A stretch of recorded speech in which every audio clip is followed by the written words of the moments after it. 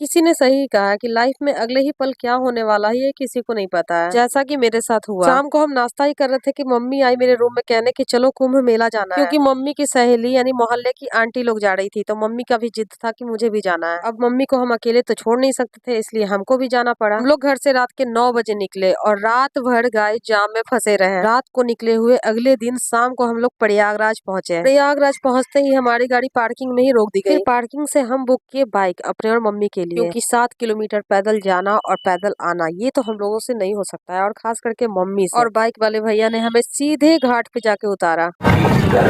एवं अर्धसैनिक बलों को निर्देशित किया जा रहा है, कृपया श्रद्धालुओं एवं स्नानार्थियों को और घाट पर पहुंचते ही सबसे पहले हम मम्मी को नहलाए। मम्मी को बोले कि मम्मी पहले तुम नहा लो और पूजा कर लो, फिर हम करते हैं। फिर मम्मी गंगा जी को प्रणाम करके गंगा जी में उतर गई नहाने के लिए। और गाइज हमको तो विश्वास ही नहीं हो रहा था कि हम महाकुंभ में स्नान करने आए हैं, क्योंकि जिस तरह से लोगों ने बताया था कि इतनी भीड़ है महाकुंभ में कि नहीं जा पाएंगे। भीड़ को देखकर हमने तो कैंसिल ही कर दिया था महाकुंभ आना। लेकिन वो कहते हैं ना कि जब महादेव का बुलावा हो तो कोई भी नहीं रोक सकता। तो बस समझ लीजिए कि महादेव का बुलावा था, सो हम लोग महाकुंभ आए और स्नान कर पाए, और वो भी अचानक से प्लान बना। फिर मम्मी गंगा स्नान की, गंगा जी की पूजा की, और मैंने उसे कैमरे में कैद किया। फिर हम लेकर आए पूजा के लिए फूल और प्रसाद घाट के जस्ट बगल से।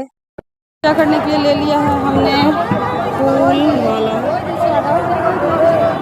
मम्मी के स्नान करने के बाद हम गंगा स्नान शुरू किए और खूब सारा डुबकी मारे। हमको तो बड़ा मजा आया गंगा स्नान करने में। मम्मी एक डुबकी और।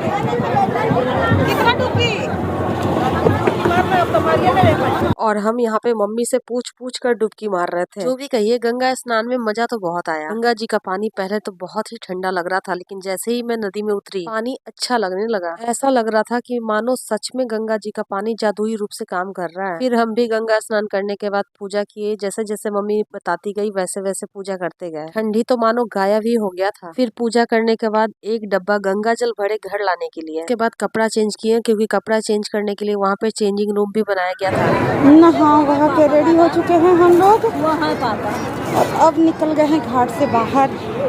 गंगा स्नान और पूजा करने के बाद मम्मी बोली कि चलो गर्मा गर्म चाय पिलाओ पहले। फिर मम्मी एक जगह चौकी पे बैठ गई और हम चाय और समोसा लाने के इंतजाम में लग गए। फिर वहीं घाट पर बैठकर हम और मम्मी गर्मा गर्म चाय पिए, पकौड़े खाए, कॉर्न खाए। एंड खाने पीने के बाद हम वही भैया को दोबारा कॉल किए जो हमें घाट पर छोड़ने गए थे, और वो भैया आए और दोबारा हमें हमारी पार्किंग तक पहुँचा दिए। पूरे कुंभ मेले को एंजॉय करते हुए हम पहुँच गए अपनी पार्किंग में, और रात में ही हम लोग अपने घर के लिए निकल गए वापस, कि पूजा पाठ हो ही गया था तो अब रुक के कोई फायदा नहीं था। रात भर का सफर रहा हम लोग का। नेक्स्ट डे हम लोग नाश्ता वास्ता करते खाते पीते हुए घर पहुंच गए दोपहर के 2 बजे। और हमारी अनएक्सपेक्टेड महाकुंभ की यात्रा यहीं पे होती है समाप्त। फिर मिलते हैं नेक्स्ट वीडियो में, तब तक के लिए राधे राधे, और अपना प्यार ऐसे ही बनाए रखिएगा।